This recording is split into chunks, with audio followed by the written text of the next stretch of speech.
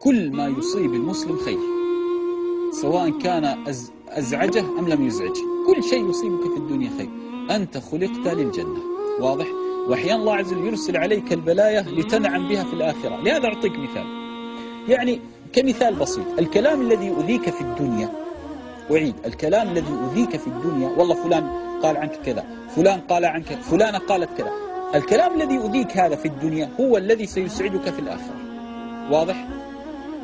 المصائب التي أصابتك في صحتك وأذك، هذه المصائب ستسعدك في الآخرة. لهذا الذي ينظر لآخرته لا يكترث في حياته في الدنيا، واضح؟ الذي ينظر لآخرته لا يكترث في حياته مهما أصابه. وأنت تريد أن تعيش ملكا؟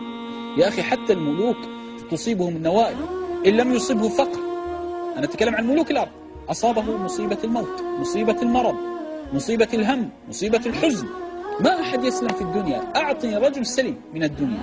الدنيا جاءت لك عدو، والشيطان عدو، ونفسك عدو. هؤلاء الثلاثة، بل إن من الإنس عدو، شياطين الإنس يريدون أن يصدونك عن الحياة الآخرة. لهذا أنت لا تظن أن الدنيا ستسلم فيها، بالعكس، أكثر الناس وثوقا في الدنيا أكثرهم الدنيا له غدر.